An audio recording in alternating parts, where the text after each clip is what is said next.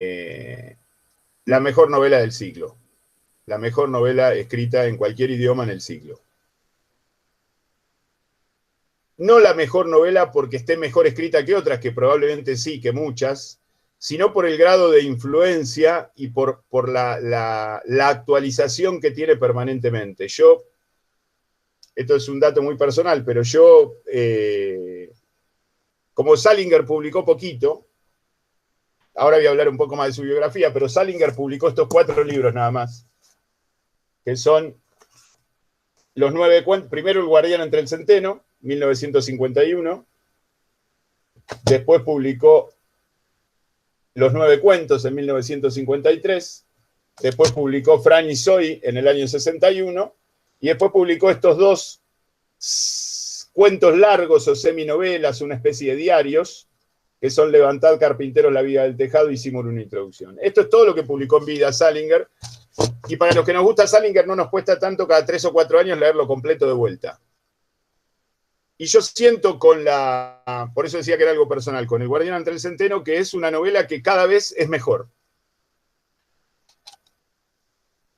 Puede ser que uno sea otro cada vez que la lee, como cada vez que nos enfrentamos a una nueva obra de arte, a una misma obra de arte que nos enfrentamos antes.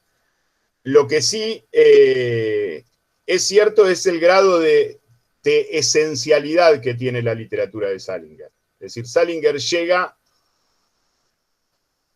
a la víscera de las cuestiones, cuando toca el tema de la modernidad, cuando toca el tema del mito, cuando toca el tema en este caso, de la adolescencia y de la juventud, y de la niñez, o de la salida de la niñez, cuando toca el tema de la mujer, cuando toca el tema de la comunicación entre las personas, las relaciones entre las personas. Y eso madura, por lo menos esta es mi experiencia, madura a lo largo de las sucesivas lecturas, ¿no? Después de la publicación del Guardián entre el centeno en 1951, 2 años después publica Los 9 cuentos, que es una selección de muchos cuentos que él tenía, que nunca más publicó en forma de libro, pero que se fueron recogiendo y que existen y que están en internet algunos de ellos, y algunos están traducidos y otros se pueden encontrar en inglés.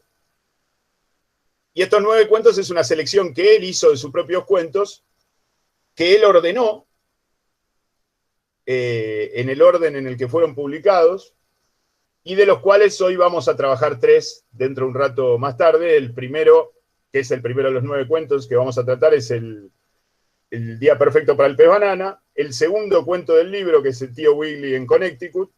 Y el 6º cuento del libro, que es Para Esmé con amor y sordidez.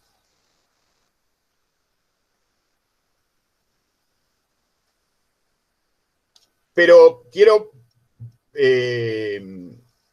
recalcar esta idea de que el gran escritor, o por lo menos desde mi óptica, el gran escritor que es Salinger, publicó 4 libros que se leen en un par de semanas, digamos. No escribió tomos y tomos y todo. Comparémoslo con otros grandes escritores, no sé.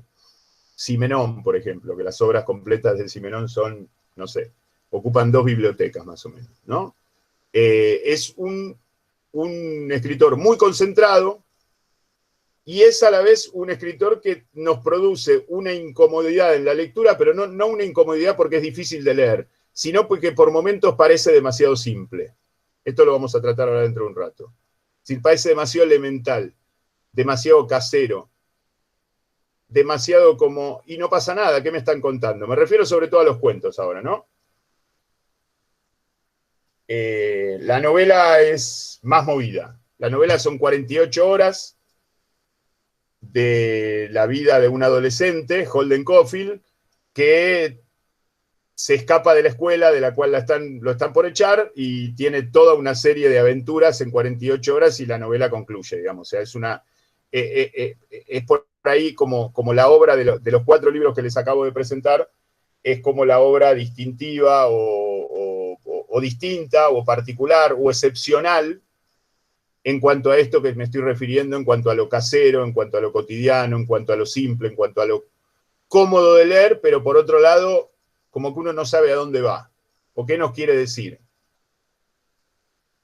Y esto se ata muchas veces a cuestiones que tienen que ver con los títulos de los cuentos de Salinger, El día perfecto para el pez banana, por ejemplo.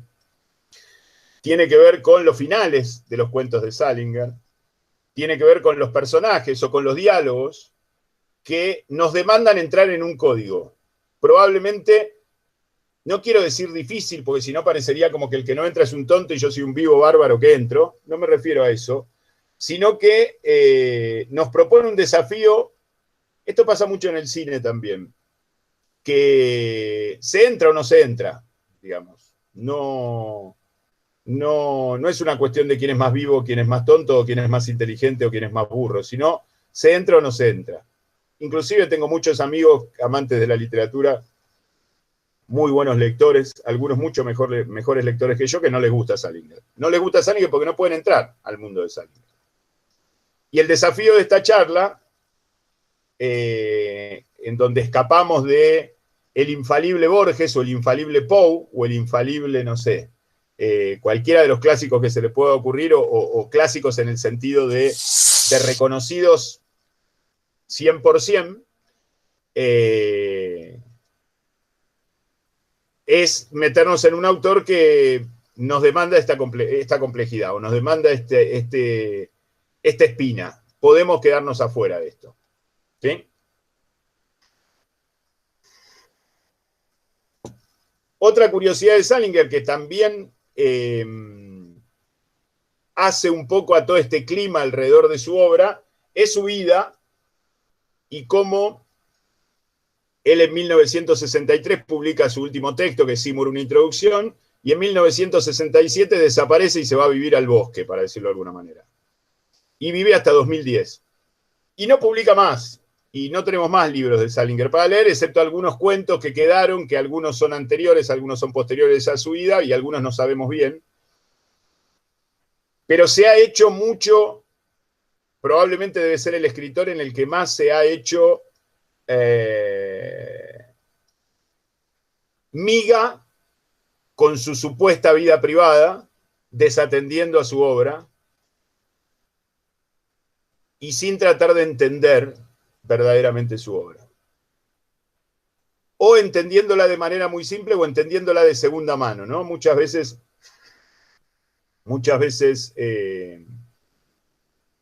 tenemos interpretadores de Salinger que están supuestamente interpretando, pero que leyeron a otros que leyeron a Salinger. Como si fuera tan difícil leerlo en cuanto a cantidad, ¿no?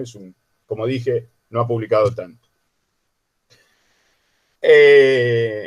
Después de esos 40 años retirado, murió, y bueno, se empezaron a reeditar sus obras, ya desde antes.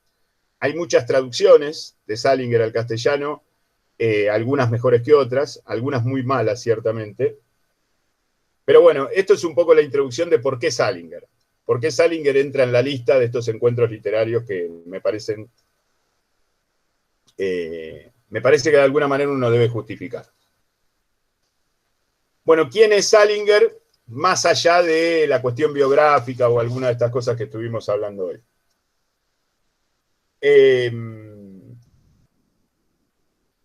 Salinger es un escritor norteamericano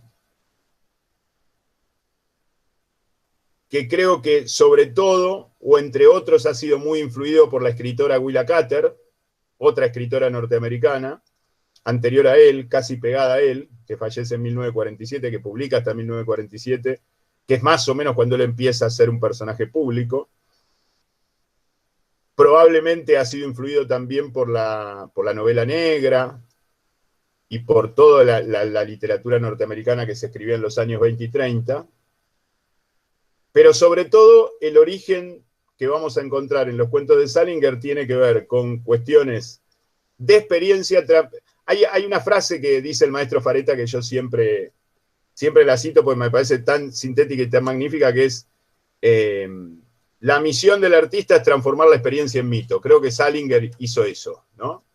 Salinger parecería que nos está contando a partir de esos personajes que muchas veces son alter ego de él, pequeñas experiencias cotidianas, simples, caseras, anecdóticas, que las transforma en mito. Y que no que las transforma en mito doblemente, es decir, las transforma en mito porque recurre al mito, es decir, utiliza el recurso mítico para pensar y para que pensemos a partir de los mitos ya existentes, pero por otro lado porque las vuelve emblema de la especie, las vuelve arquetipo, las vuelve pensamiento esencial, de alguna manera. La guerra, la experiencia que él tuvo en la guerra, por ejemplo, la experiencia de posguerra, la experiencia de la familia judía neoyorquina, el Central Park, toda una iconografía norteamericana de desarrollo industrial y de esa transición entre un país grande hacia ser un país potencia, que se ve reflejado de alguna manera en los cuentos y en las narraciones de Salinger. Y después ciertos personajes arquetípicos que tienen que ver con, no solo con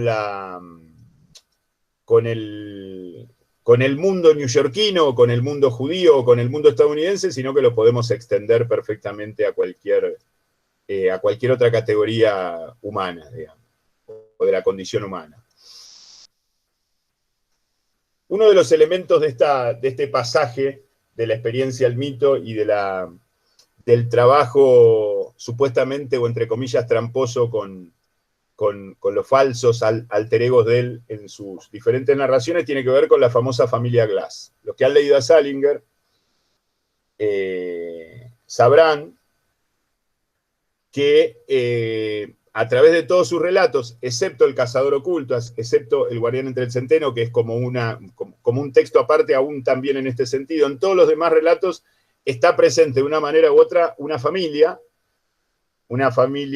judío-irlandesa, que se llama la familia Glass, que está constituida por padre, madre y 7 hermanos, y que de alguna manera cada uno de los hermanos juegan un poco el rol del artista y se preguntan y nos preguntan cuál es el rol del artista, cuál es el rol del arte, cuál es el rol de la literatura y muchos otros temas más que vamos a ir viendo a lo largo de la charla que tienen que ver con Salinger. ¿Qué es la comunicación? ¿Cómo nos comunicamos? ¿Qué es lo auténtico? ¿Qué es lo verdadero? ¿Qué es lo religioso y qué no es religioso? ¿Qué es espiritual y qué no es espiritual? Etcétera. Bueno, esta famosa familia, para los que no la conocen o para los que la conocen, refrescarla, está compuesta por padre, madre.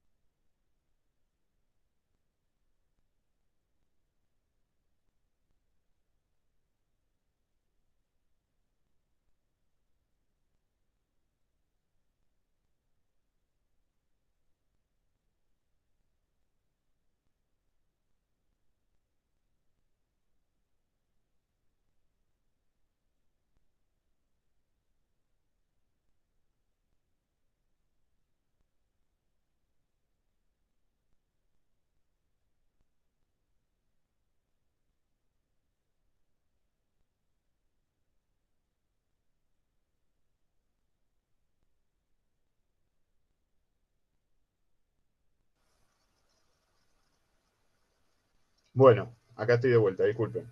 Se ve que se cortó internet y volvió, no sé qué pasó. ¿Me escuchan todos? Sí, bueno. Estos 7 hermanos son, para los que no lo conocen, Seymour, el personaje suicida del pez banana, que vamos a analizar dentro de un rato, es el mayor. El segundo es Woody. La tercera es Beatriz, Bubú, le dicen, que es la primera, la mujer más grande de los 7 hermanos, son 2 mujeres y 5 hombres. Después vienen los mellizos, Walker y Walt. Walt es el novio o el exnovio de Lois en el tío Willy en Connecticut. Después viene Zoe y Franny, que es Franny y Zoe, es este hermoso libro que les mostré hace un rato, que escribió, en el que publicó en el 61, que son los 2 hermanos menores de la familia Glass. La familia Glass, los 7 hermanos de la familia Glass tienen 17 años de diferencia del más grande al más chico, y esto le permite, a través de un recurso muy lindo, que es un programa de radio que se llama Los Niños Sabios, que toda la familia haya pasado por ahí desde que tenía 5 o 6 años Seymour hasta que tenía 12 o 13 Franny. Quiere decir que durante 20 y pico de años la familia Glass pasó por ese programa, ganó todos los concursos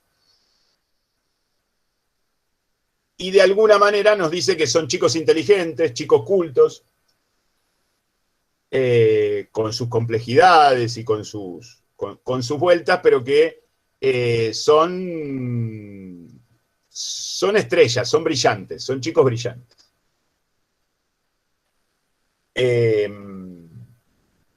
Cada uno de estos personajes son referidos en alguno de los cuentos, en alguno de los textos, o directamente como protagonistas o de manera lateral. Por ejemplo, Walker, que se lo nombra mucho, pero que no actúa realmente en ninguno de los cuentos y que terminó después de la guerra. Todos los hombres fueron a la guerra excepto Zoe, que es más chico.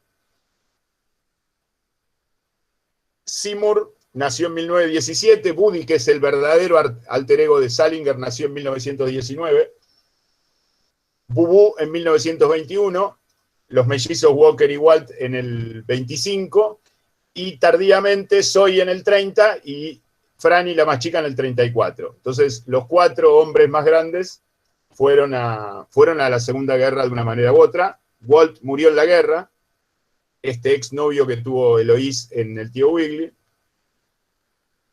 Walker estuvo en la guerra, en Para Esmé con amor y sordidez hay una referencia a Walker en una de las últimas páginas. Con Walker estamos escuchando el programa de radio en la otra habitación, le hice un personaje a otro, no sé si recuerdan. Seymour no solamente es el protagonista del pez banana, sino que aparte es referenciado en toda la obra de Salinger, inclusive en el último libro publicado, que es Seymour, una introducción, que es como una especie de descripción exhaustiva de la vida de Seymour, contada por Woody, porque Woody es, más allá de haber estado también en la guerra, es como el narrador de toda la historia de la familia. Toda la historia de la familia está contada, se diga o no, desde el personaje de Woody Glass, que es que es el segundo de los hermanos, el que nació en el 19 igual que Salinger. Bien. Si hay alguna pregunta, si hay alguna duda, algo, Lisandro, avísame Sí, por ahora no hay preguntas. Bueno, el que quiera puede preguntar o pedir permiso por el chat para hablar, así directamente, o escribir en el chat la opinión, la pregunta, la consulta, lo que quiera. Bien, vamos a desarrollar algunos de los temas de su obra que me parecen centrales a lo largo de todas sus narraciones. Una de ellas es el tema de la incomunicación humana, de cómo a medida que las comunicaciones técnicas avanzan y el mundo progresa, las personas estamos cada vez más incomunicadas. Esto es el tema, o uno de los grandes temas, después vamos a ver cómo lo narra, en el cuento del pez banana. El tema central me parece que es la incomunicación. Otro de los temas de Salinger, que no es por supuesto ninguno de estos temas son privativos de Salinger, pero él los explota en su obra, es esta tensión permanente que el arte expresa entre fructificación y esterilidad, ¿sí? O entre fertilidad y esterilidad. Que esto es básicamente lo que vamos a ver en el cuento del tío Wiggly, en el segundo, en donde justamente el personaje de Eloís tiene que romper con ese hielo que es su vida, ¿no? Con esa esterilidad que es su vida. Y el tercer tema que vamos a tratar es ¿cuál es la visión de Salinger del amor? Y esto no dicho de una manera abstracta o dicho de una manera así como vulgar o simple, sino cómo Salinger considera que aún con la incomunicación, aún con el grado de esterilidad, aún con la guerra, aún en la guerra, como sucede en Para Esmé con Amor y Sordidez,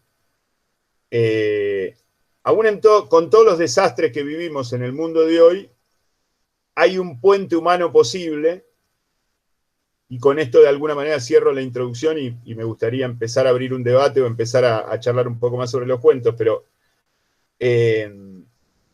hay un puente posible que es el amor, o que es el amor visto por Salinger, o es la mirada que tiene Salinger del amor. ¿Y qué es el amor para Salinger?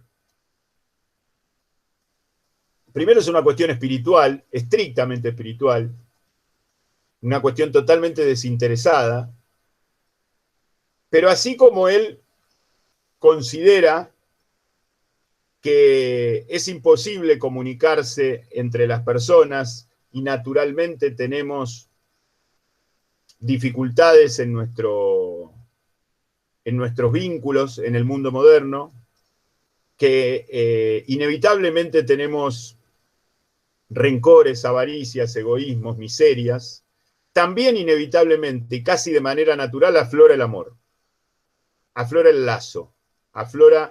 Si ustedes se fijan, algunas de las historias que, sobre todo la del pez banana, que va a ser la primera que vamos a trabajar, pero hay otras también, bueno, la novela El guardián entre el centeno, claramente, pero si ustedes se fijan, en general, los textos de Salinger tienen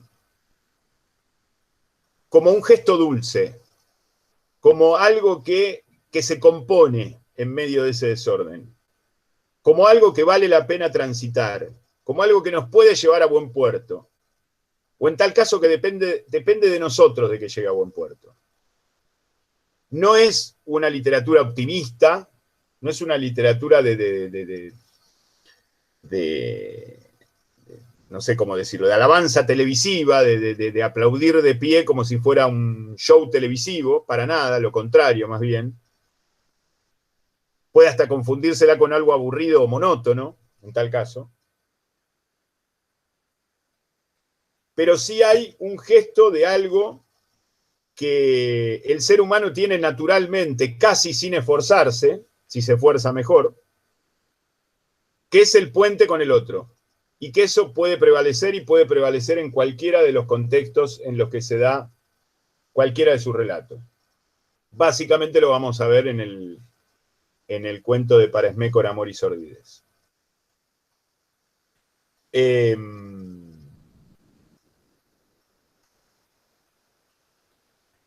Claramente de todos los personajes de la familia Glass, más allá de que Woody es el alter ego de Salinger y es el quien nos narra la historia de los Glass en los diferentes cuentos de manera más velada o de manera más presente, el personaje principal es Seymour, el hermano mayor, que es como el guía, el gurú de toda la familia, hasta de los padres mismos. Seymour es una persona que a los 21 años ya daba clases en la universidad y era uno de los intelectuales más reconocidos del país. Seymour es el hermano modelo. Hay una anécdota muy linda que se narra en uno de sus cuentos que Seymour calmó el llanto de Franny cuando Seymour tenía 17 años y Franny era un bebé, leyéndole literatura japonesa, leyéndole un poema japonés, y lo curioso no es que la calmó, sino que Franny, de adulta, se acuerda de ese hecho, aún siendo un bebé, Hasta ese poder tenía Seymour, quiere decir de alguna manera la anécdota.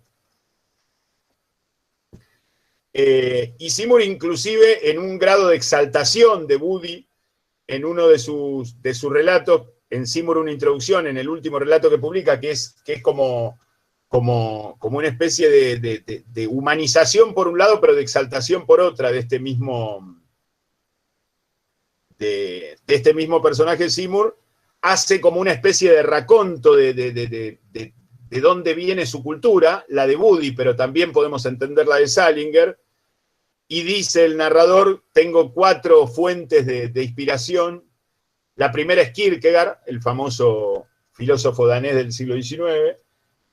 La segunda es Van Gogh, el gran pintor de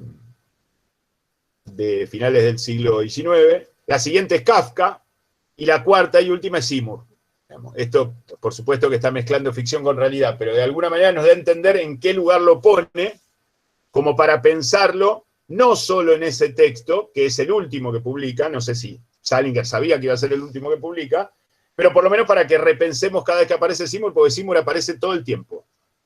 Aparece en Fran y Zoe. Fran y Zoe es como si fueran 2 novelas en una, o 2 cuentos largos en uno, donde uno nos dedicamos a una historia de Fran y otros a una historia de Zoe, que son los 2 hermanos menores, como les dije, y que se juntan al final, se encuentran al final. Y Seymour es el tema, en la parte de Franny y en la parte de Zoe. Y lo mismo acontece en cada uno de las referencias que hay a la familia Glass. Hay como una especie de gurú, de maestro, de ejemplo, que es este Seymour. Pero, y acá viene lo interesante, y ya dentro de un cachitín vamos a empezar con el cuento del pez banana.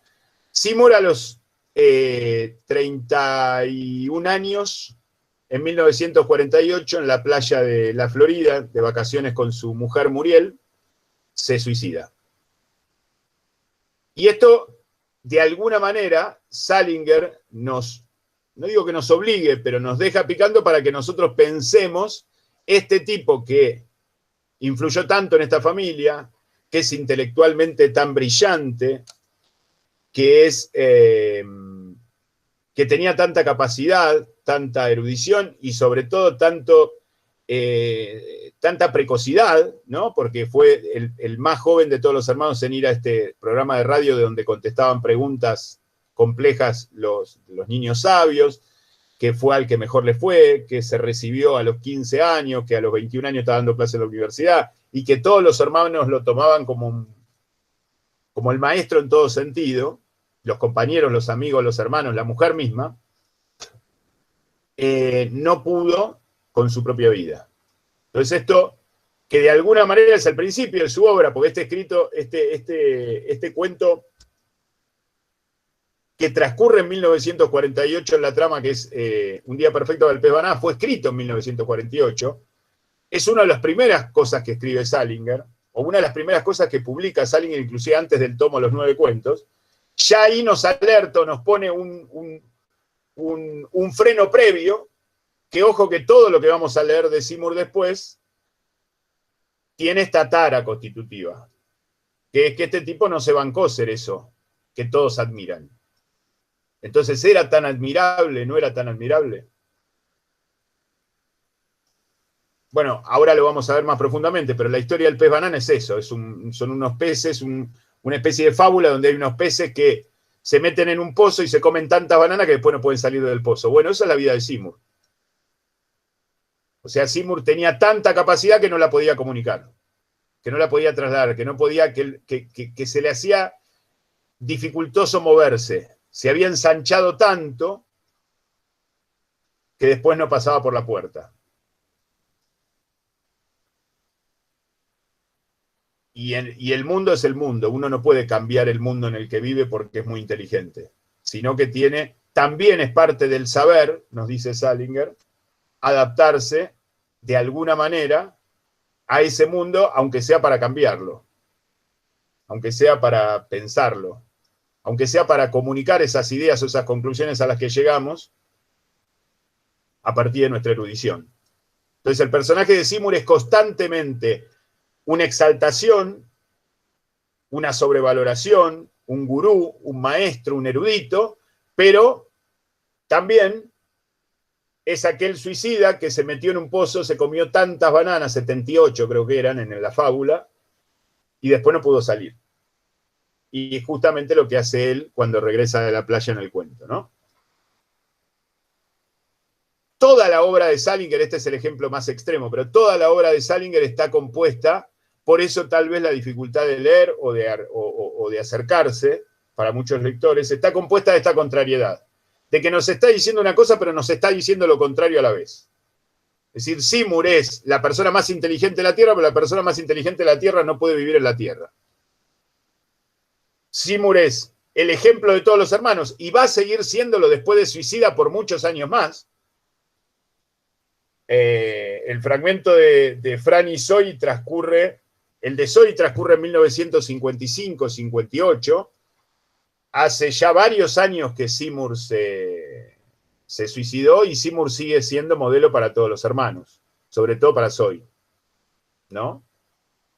Y esto me parece muy interesante como para rescatar esta permanente paradoja que en realidad nos lleva a pensar doblemente. No es una paradoja que se anula por contrario, sino que nos hace pensar esas dos posibilidades. O sea, lo trágico del conocimiento, a dónde nos lleva el conocimiento, cómo comunicamos ese conocimiento, cómo adquirimos ese conocimiento, qué tan feliz nos hace ese conocimiento. Si estamos, no digo capacitados para comunicarlo, pero por lo menos nos amoldamos a ese mundo en donde lo tenemos que comunicar, porque tenemos que ponerlo en práctica de alguna manera. Conocer no es solamente una cuestión libresca, ¿sí? A propósito de la cuestión libresca, esto lo habíamos hablado en el encuentro anterior cuando hablamos de Bioy Casares, Salinger es un escritor que va al cine, ¿no? Con lo cual, el libro en sí, aún para Seymour, que se la pasó la vida leyendo, y que era una de las personas más leídas de toda la familia y de todo el universo salingeriano, el libro es un problema para Salinger. El libro, el escritor, el erudito que escribe y el tipo que no sale de la biblioteca, ¿sí? El tipo que no vive por no salir de la biblioteca. Y cuando digo que es un escritor que va al cine, como muchos grandes escritores del siglo XX, Bioy Casares, hablamos el otro día, Simenón o tantos otros, vamos a ver permanentes referencias al cine, que las vamos a marcar en los tres cuentos que vamos a analizar, pero también lo podemos extender al Guardián entre el Centeno, que es como una película acelerada de 48 horas fascinerosas de un adolescente en problemas, lo podemos leer cinematográficamente, y lo mismo en cada uno de sus textos, donde por ahí no pasa mucho en cuanto a cantidad de situaciones que se van dando, pero dada la forma de escribir, concibiendo al lector como un espectador de cine, porque el escritor que va al cine es eso, es aquel que sabe que el que lo lee va al cine, o piensa cinematográficamente, o tiene una idea, aunque no lo sepa conceptualmente, que es un primer plano. Entonces la escritura en el siglo XIX cambia con respecto al XX, entre otras tantas cosas, por esto, por el cine. Puede ser que una persona no vaya mucho al cine, pero piensa como cine, traduce, esto lo expliqué un poco más largo y no me voy a repetir para los que ya me escucharon, mentalmente traducimos la literatura en imágenes de una manera cinematográfica. En el siglo XX, todos, aunque nos guste mucho el cine, nos guste poco. A mí me gusta mucho, pero a otros por ahí no son cinéfilos, pero claramente esto sucede, ¿no? Y Salinger lo tenía presente. Vamos, el final del Pez Banana, la última escena, vamos a decirlo en términos de cine, es una especie de plano secuencia contado por planos hasta el momento del suicidio. Sube en el ascensor, se baja a la habitación, parece como que nos va indicando una cámara lenta, parece que nos va indicando un primer plano, un plano detalle, Parecería como si nos estuviese describiendo acciones y descripciones de un texto de un guión, prácticamente. Después vamos a ver, bueno, en el tío Wiggly, toda la cuestión de la vampirización y todo. Bueno, vamos a ver que se nombran películas, que se nombran actores. Lo vamos a ver también en Justo ante la guerra con los esquimales. Bueno, en general, en todas las narraciones de Salinger hay una presencia del cine. Hay película, se ven películas. Inclusive, como no era parte del análisis de esta charla, pero no quiero dejarlo afuera, así como Holden Caulfield, el protagonista del Cazador Oculto, o del Guardián ante el Centeno, me gusta decirle el Cazador Oculto, odia el cine, y esta es la dificultad y otra de las paradojas de Salinger, porque le parece una cosa boba. Bueno, ya el juicio, la decisión de que odie el cine es hablar de cine. Pues también parecería como que la incomodidad de Holden, el protagonista del Cazador Oculto, se nos presenta como si nosotros tendríamos que ser él y nos tendríamos que identificar 100% con él. Para los que no leyeron la novela, se la recomiendo, es hermosa, se lee en un fin de semana. Es muy, muy, muy linda de leer, pero es muy compleja en este sentido. Es decir, al personaje constantemente nos compadecemos, lo queremos abrazar, lo admiramos, lo odiamos, lo detestamos, nos da asco, nos da placer, nos da todo el tiempo. Todo el tiempo, y es un mismo personaje. Y no es solo lo que describe en cuanto a la cuestión de la adolescencia, de la juventud, de esta nueva entidad que surgía en el mundo, que era esa franja etaria intermedia que no existía hasta los años 50 y que casi la inventa Salinger, que es esto que va de los 13, 14 años hasta los 20. Antes era de un día para el otro, se pasaba de la niñez a la adultez. Y esto que él estaba viendo, que estaba empezando a pasar, no es solamente el personaje de Holden Caulfield, sino todo ese mundo que rodea, que condiciona determinados comportamientos. Y que por momentos tiene gestos heroicos el mismo Holden Caulfield, por más que lo detestemos o por más que por momentos nos dé bronca alguna de sus actitudes, sobre todo alguna de sus inmadureces. Bien. ¿Alguna pregunta? ¿Alguna consulta? ¿Alguna duda? ¿Alguna opinión? ¿Alguien quiere comentar algo? Abro. Por ahora. ¿No hay nada? No. ¿Alguien que quiera levantar la mano y decir yo quiero? ¿No?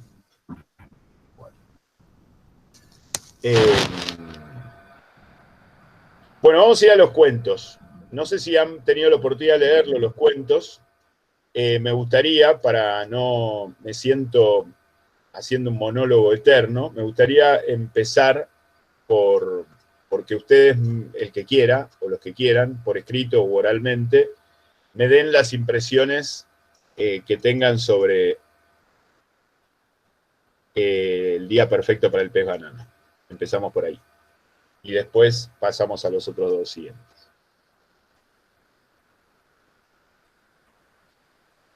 Marce, dale. Abrí el micrófono y dale si querés. O escribí como quieras. No, hablo porque para escribir, si no, estoy una hora. Dale.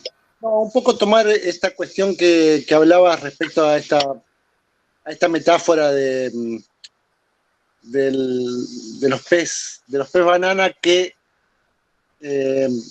se refleja en el propio personaje de Seymour y que aparece en esta doble aparición femenina entre la niña y la mujer. La niña que es que de alguna manera es pura vida, digamos, lo hace participar como en un juego, él ahí activa. De hecho, en esa escena empieza cuando ella le arroja arena cerca de los ojos, ¿no? Como despertándolo, como avivándolo, y por otro lado, cuando vuelve a su habitación, encuentra a su mujer que está dormida, que está casi como de espaldas, es como totalmente lo opuesto, ¿no? Son como las dos partes, y que él como que reacciona a ese doble mundo, digamos. En uno que está la vida, que estaría la niña, y en ese otro, en ese final, que termina suicidándose.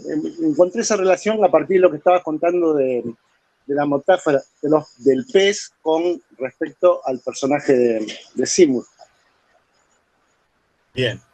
Bueno, sí, hay, digamos, son las dos mujeres de Seymour en el cuento, el amor platónico de Sybil, esta niña que juega con él, y donde él puede trasladarse a ese mundo que los adultos no entienden, porque él habla así, confundiendo los colores y salteándose palabras y situaciones con los adultos, y los adultos lo toman por loco. Tenemos la referencia al padre y la mamá de Muriel en la primera conversación telefónica, y él con Sybil puede ser como no lo aceptan en el mundo de los adultos, sin dejar de ser el genio que es.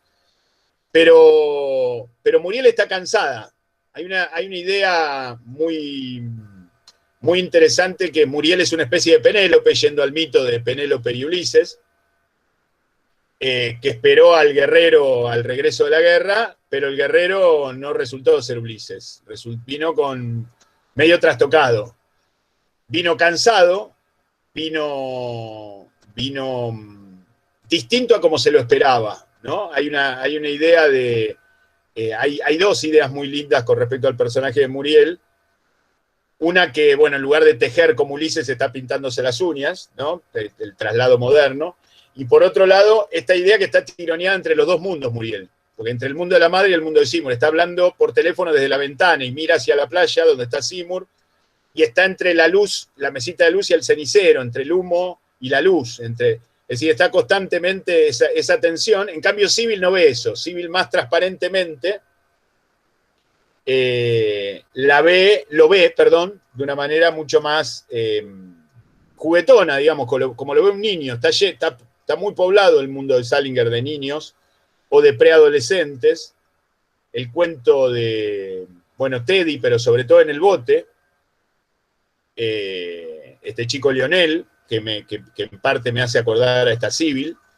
Y después la idea de que están también conectadas por las madres, porque tanto Muriel como Sybil están en el cuento de las madres. Es decir, una es una madre castradora que está encima a pesar de ser la madre de una hija de 30 y pico de años que se casó, que hizo su vida y todo, y la otra es una madre abandónica, que se va a tomar un cóctel en la playa y la deja una nena que tiene 3, 4, 5 años, no me acuerdo cómo tiene Sybil, 4 años, la deja ahí con un desconocido y Sybil se va caminando por el mar, digamos, ¿no? O sea, hay una conexión directa entre los dos personajes, y hay una conexión directa, voy a ir un poco más allá, con la cuestión mítica. No solamente está el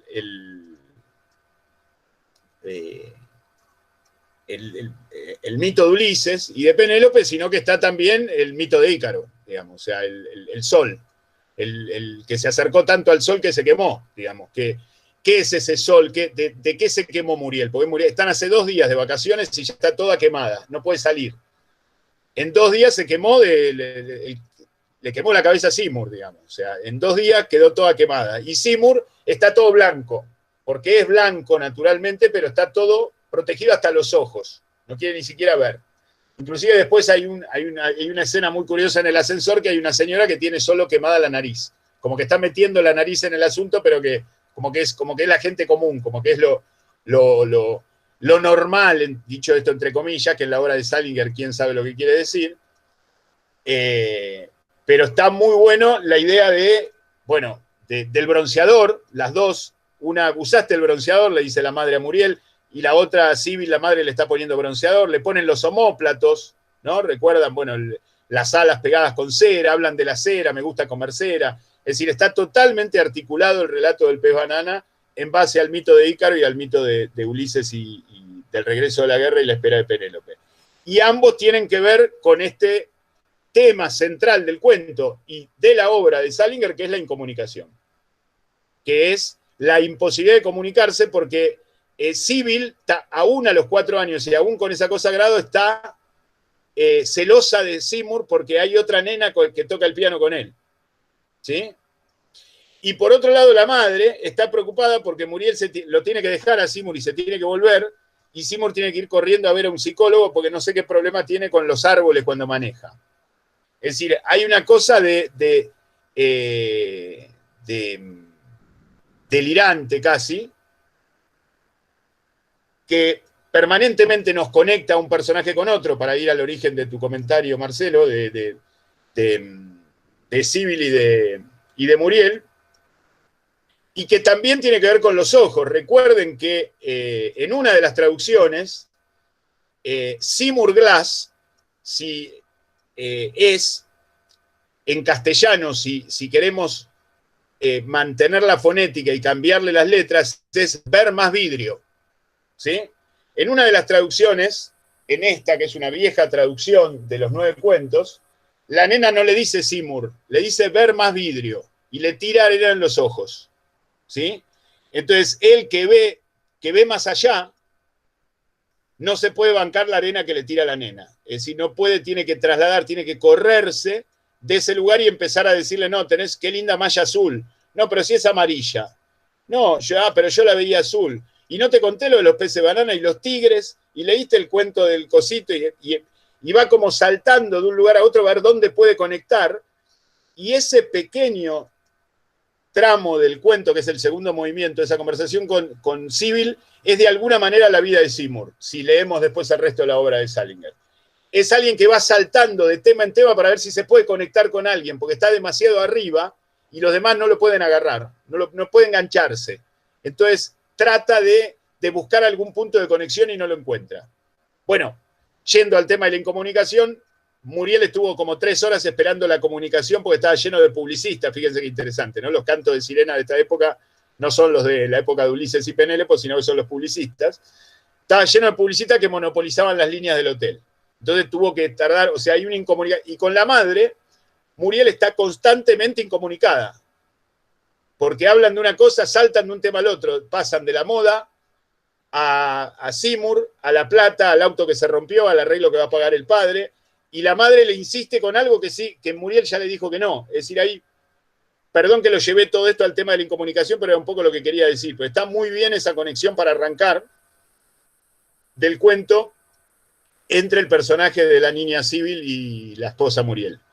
Que después vamos a ver en Levantad Carpinteros la vida del tejado, cómo fue el casamiento de Seymour, o el no casamiento de Seymour y Muriel 6 años antes de este cuento, que les recomiendo la lectura de ese texto, que es maravilloso, contado por Buddy, que era supuestamente testigo de casamiento y el novio no se presentó, ¿no? Después se terminaron casando y todo. Bueno. ¿Tenés algo, Lisandro, ahí en el...? Con respecto al pez banana, dice Elías, en oposición a la nena, todas las actividades que hace Muriel tienen que ver con la imagen exterior. Se arregla y pinta las uñas y de lo único que intenta hablar con la madre es sobre ropa o la apariencia, en oposición a la nena que está en la playa, ¿no? Bueno, hay un tema con la niñez que no es privativo de Salinger, ¿no?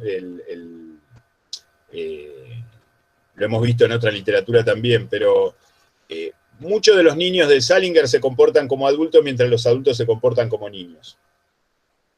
¿En qué sentido? En el sentido de la autenticidad, porque uno de los temas de Salinger es lo auténtico. ¿Qué es lo auténtico y qué no es auténtico? Y los adultos muchas veces no somos auténticos, no somos transparentes. Nos escondemos atrás de pintarnos las uñas, de maquillarnos, de peinarnos, de teñirnos, de enroparnos, o de hablar de temas que no son lo esencial de lo que nos pasa. Y es un poco eso, o sea, Muriel ya está curtida, pero curtida al punto que necesita una máscara que ya se le hizo piel para poder sostener su relación con Seymour, de la que está enamorada, porque Muriel está enamorada de Seymour, no es que no lo desprecia, al contrario, lo defiende, inclusive ante la madre lo defiende más de la cuenta, porque si tomamos en cuenta que la madre es una recontra pesada, la madre tenía razón, porque Seymour después, un ratito después, se suicida. O sea, la madre no está tan desubicada con lo que dice, más allá de que nos... Esa es otra de las paradojas del mundo de Salinger. Si tenemos un personaje detestable, que es la madre metida, la madre pesada, que está profetizando exactamente lo que va a pasar. Este tipo es capaz de cualquier locura. Y 2 escenas después, es capaz de cualquier locura. ¿Sí? Claramente hay una diferencia entre el mundo del niño o del adolescente, hasta determinada edad, vamos a decir 15, 16, hasta Holden, en donde hay una autenticidad que en los adultos no hay. Que en los adultos hay alguna máscara, hay algún maquillaje, hay alguna careta, hay algo que poner para poder intermediar, que se supone que es en favor de la comunicación, pero es lo que termina provocando la incomunicación. Porque Seymour está lleno de esto, después lo vamos a ver aún cuando lo halagan, porque es interesante otra de las paradojas que plantea la obra de Salinger, que en cada uno de los momentos donde los hermanos, sobre todo, Bubú, Buddy, Zoe, lo halagan a Seymour, justamente lo que están describiendo son las máscaras de Seymour. Esa actitud de Seymour, que es como, el personaje de Seymour es como malentender a Salinger escritor. Es creer en el gurú como si Salinger hubiera sido Seymour. Y lo que hace Salinger es escribir un personaje como Seymour para no ser Seymour. No para saber menos, sino para saber mejor. O para poder vivir mejor a favor de ese conocimiento adquirido. ¿Sí? Seymour no es un alter ego de Salinger, creo yo, interpreto, humildemente, sino que es una posibilidad que le podría haber tocado a Salinger, dada su erudición y su capacidad para escribir a los 25 años, y que él se curó en salud creando este personaje y suicidándolo. Porque suicidar a un personaje es suicidarse a uno, ficcionalmente, pero también es sacárselo de encima de alguna manera. Aunque después vuelva a ser recurrente a lo largo de la obra para los hermanos. Pero si nosotros pensamos más allá de los hermanos, cada vez que los hermanos lo halagan, están también describiendo algunas de estas características, por lo menos dudosas o paradojas que tenía el hermano mayor. ¿Sí? ¿Algo más, Lisandro? No, por ahora nada, salvo que alguien quiera decir algo, ahí levantaron la mano. Sí, Marce, dale. No, en esto que hablabas de la madre, cuando se cuenta el comienzo del problema de por qué manejó ella en el viaje, por qué manejó él, que se alarma por el tema y habla del tema de los árboles como si realmente algo hubiese sucedido que no se nos cuenta, como que en algún momento o dijo o realmente enfiló un auto directo a un árbol, pero no, en ningún momento se esclarece esta situación, pero que efectivamente sucedió porque Muriel en ningún momento la niega a la madre respecto a esto que cuenta, sino que dice, no, pero estuvo tranquilo, estuvo todo bien, y la madre se alarma porque me dio como la sensación de que efectivamente en algún momento agarró un auto y encaró a un árbol, ¿no? Y se salvó y bueno, y por eso la preocupación de la madre. Parece ser así, porque hay un tema de, perdona que te interrumpí, ahora te dejo seguir, Marce, pero hay un tema de un arreglo del auto que hay que arreglar, y ese auto que hay que arreglar es evidentemente el que estroló contra el árbol porque por lo que surge del diálogo es que se tentó con el árbol, quiso ir al árbol y chocó el árbol a propósito porque sintió como un impulso. Es muy de Seymour esto también, en pequeñas cosas, en cosas sonzas y también en cosas complicadas, como agarrar un revólver y matarse en la cama de al lado de la mujer. Parece como que se estroló con un árbol por decisión propia, digamos, y hay que arreglar el auto ese, y la madre le dice, acordate que tu papá dijo que él va, no, Seymour lo va a pagar, pero queda como que es algo que sucedió, digamos, es una persona desplazada. Podemos echarle la culpa a la guerra, podemos asociarlo con otro de los personajes de los diferentes cuentos o de las diferentes narraciones de Salinger que estuvieron en la guerra y que volvieron, bueno, sí, obviamente que sí, pero era Seymour. Digamos, acá me pongo en el lugar de los hermanos. Era un tipo demasiado inteligente. Algo lo debe haber llevado a eso. ¿Por qué él tenía esos impulsos? Y a la vez era tan admirado, y a la vez era tan inteligente, y a la vez se le dedicaba tanto. Bueno, esto en esta mitad de camino, o en esta tensión permanente entre la admiración y el descrédito de Seymour, nos pone Salinger cada vez que nos refiere a la familia Glass. Porque es un personaje que está loco, vamos a decirlo mal, en el sentido negativo lo digo, pero que es genial también. Entonces tengamos cuidado con eso, nos dice Salinger, porque es como no está mal ser genial, no está mal saber mucho, no está mal ser un profesor universitario a los 21 años, o haber escrito, o haber enseñado tanto a tanta gente. El tema es que eso puede coquetear con esa locura. Y si vamos a la vida real, nos vamos a encontrar con muchos personajes geniales tan desbordados, algunos por la locura y otros por otras cosas, en donde confluyen esos dos elementos. ¿Sí?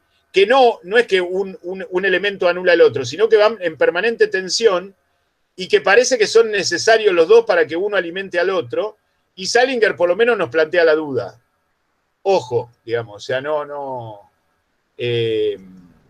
es que cada una de las locuras de aquellos personajes excesivos son buenas porque ese personaje excesivo logró su genialidad en lo que fue un genio.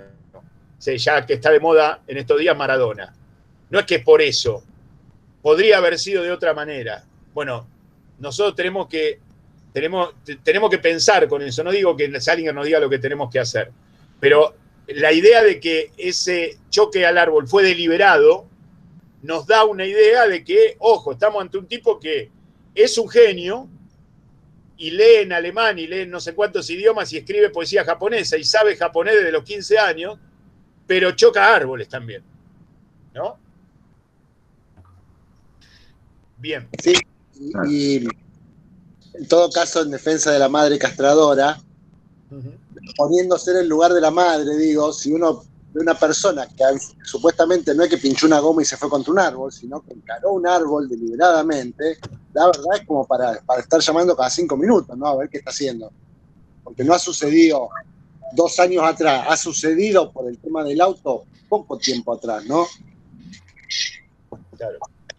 Claro, sí, no, es cierto, inclusive hay una referencia más velada que la del árbol, que es algo que Seymour hizo una vez en una reunión familiar, que ahora exactamente no recuerdo, que ahora lo busco, que te queda también en la nada, pero que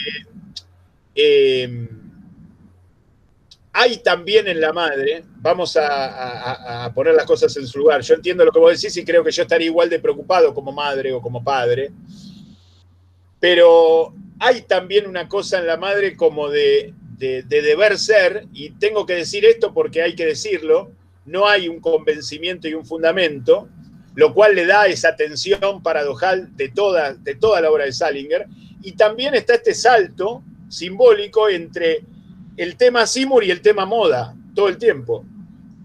Viste el vestido que usaba tal, y de golpe cambian de conversación constantemente. Y Muriel se parece mucho a su madre, de alguna manera. Trata de no parecerse, está tironeada por Seymour. Hay una parte de Seymour que le hizo bien para no parecerse a la madre, pero Seymour implica aprender alemán para leer a un escritor alemán, digamos. Y la madre, bueno, está tironeada y va a seguir tironeada Seymour, porque Muriel, porque Muriel va a quedar viuda, digamos, no es. Después hay alguna referencia en los textos posteriores de Salinger a esa viudez, pero va a quedar viuda, es decir, la presencia de la madre va a seguir estando porque sigue su madre, y la presencia de Seymour va a ser todavía más contundente que la que era después de haberse suicidado al lado de ella en unas vacaciones en la Florida, ¿no? ¿Algo más, Lisandro?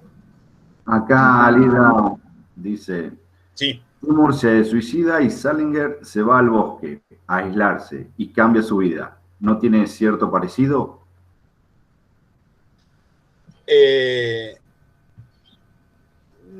No sé en qué momento Salinger decidió hacer lo que hizo, ¿no?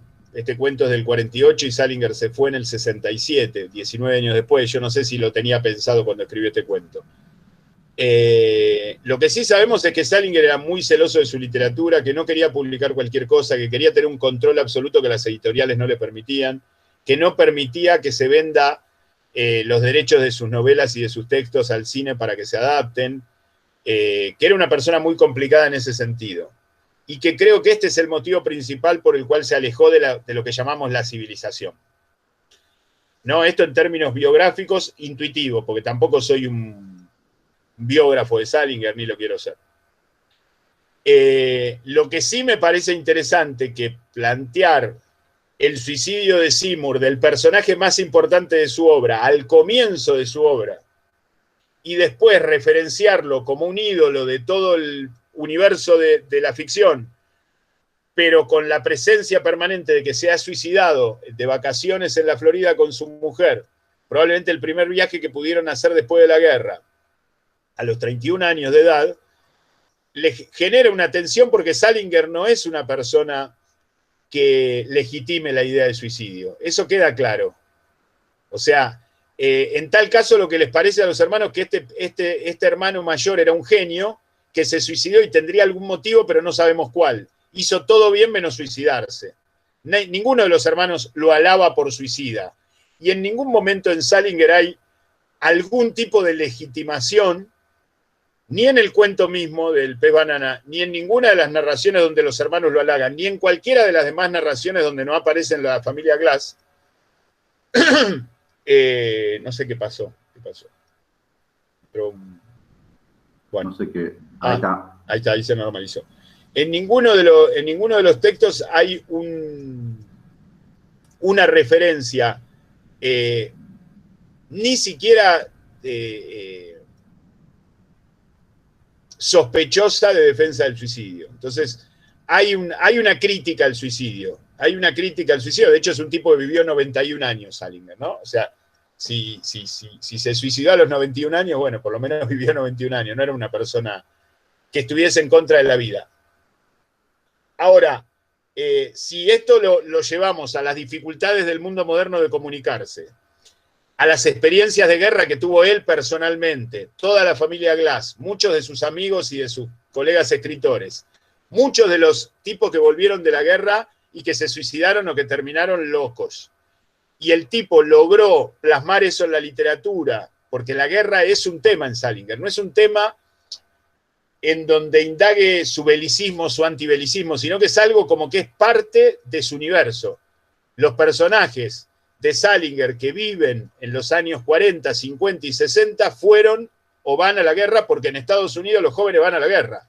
Es parte del universo, ni siquiera se lo interroga, pero ve en la muerte y sobre todo en el suicidio algo negativo. Entonces yo no lo asocio, yo lo asocio más bien con lo contrario, con curarse en salud. Es decir, miren, yo soy una persona muy culta y ustedes me pueden referenciar con Seymour, pero yo lo mato a Seymour para no ser Seymour. Yo no quiero ser Seymour. Quiero ser mejor que Seymour, digamos. No es que él se creía tan erudito como el personaje que construyó, pero sí sabía que podía correr el riesgo de serlo. Sí, Ali, decía, habla si querés.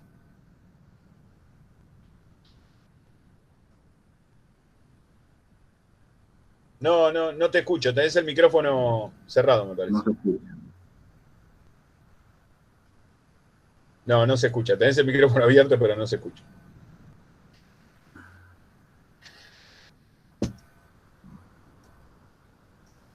Bueno, ¿querés escribir? No sé por qué no se escucha.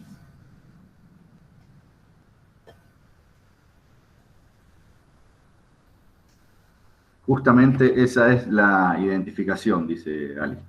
Ah, está bien, vos lo querías conectar como paradoja, no como continuidad. No, eso querías decir. Bien, yo creo que hay lo que Salinger plantea en toda su obra es que es imposible conectarse con el mundo, porque el mundo va a vivir y cada vez crecientemente más incomunicado, producto fundamentalmente por los avances en las comunicaciones. ¿Sí? Para los que estuvieron ayer, de los que están acá, lo hablábamos en el curso de Palma. Cuanto más sofisticadas son las comunicaciones, más incomunicados estamos. Esto Salinger lo tiene claro desde los años 40. Ahora, la opción es ver cómo me adapto, cómo escribo y llego a quien pueda llegar. No me tengo que ir del mundo porque no me pueda comunicar. Tengo que buscar el lazo. Y por otro lado, lo que encontramos claramente en Esmé y en varios otros cuentos y en varias otras narraciones es que hay algo natural en el hombre, en la mujer, que nos lleva a ese lazo, que nos permite comunicarnos casi milagrosamente. O sea, es un escritor muy espiritual, Salinger. Es un escritor muy milagroso.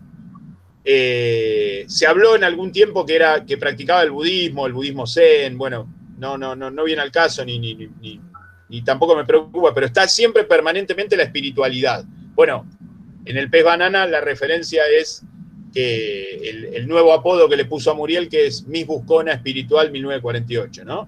Como que hay una idea de que todo lo auténtico pasa por lo espiritual. Todo lo respetable, todo lo verdadero, todo lo transparente, todo lo cierto de este mundo pasa por lo espiritual. Nada pasa por lo material. Ahora, ese recorrido, que es natural en el ser humano, según él, hay que ver cómo se adapta. Se puede manifestar positivamente aún en la guerra. Porque para Esmé, Con amor y sordidez es un cuento de la guerra, en donde el encuentro entre perdón que me salté al otro cuento, el encuentro entre Esmé y el narrador se da en la guerra, antes del desembarco en Normandía, y el cuento, la parte del cuento sórdida que le termina contando es una experiencia ficcional o no del mismo personaje en la guerra. Es decir, también eso puede transformarse en un acto de amor, hasta la guerra. Esto quiere decir que la acción que Salinger nos quiere transmitir con sus conocimientos o con su forma de narrar es bien distinta al suicidio. Bien. El tiempo de Planck dio comentarios cuando estábamos hablando de Salinger y Seymour. Es muy interesante la idea de lo complejo, lo completo. Es esto y es aquello. Hoy me tiro la pileta del noveno, pero ayer te regalé Desarma y Sangra. Luego dio otro comentario, el tiempo de Planck. Por eso es tan urgente inventar, hacer todo nuevo, todo el tiempo. Estar en el mundo sin ser de él. Bueno, esta idea es muy de Salinger, estar en el mundo y no ser de él. Y eso es la idea básicamente espiritual, ¿no? Es muy crística también, si lo llevamos al cristianismo. Inclusive hay varias referencias y citas bíblicas en la obra de Salinger. Lo que jamás hace Salinger es presentar la locura como positiva. Cuando se tira del 9º piso Charlie, Salinger no lo cuenta, pero no lo contaría como algo positivo, y mucho menos como algo necesario para la creatividad posterior o anterior, sino que son dos cosas que trágicamente conviven en una misma persona, en un mismo ser humano y en un mismo accionar, en un mismo artista. Pero no es que es positivo porque lo hace tal y negativo porque lo hace cual. ¿Sí? Ni los exabruptos, ni los excesos, ni las drogas, ni no sé, ni los suicidios, ni la guerra, ni, digamos, lo que es excesivo es excesivo. Chocar a los árboles, está loco el tipo si va y choca a los árboles. No es un genio por eso, es un genio por todo lo demás. Pero los genios, como las personas normales, sin ser genio, también tenemos eso otro. Porque la vida no es tan material como parece, sino que es más bien inexplicable. ¿Sí? ¿Qué más? No, nada más por ahora. Bueno, paso al segundo. Puse una frase de Salinger referida a lo que veníamos hablando. Ah, bien, bien. Y acá dice el tiempo de Planck, tal cual. No es bueno romantizar la locura. El arte sabe. Es necesario sublimar por el arte.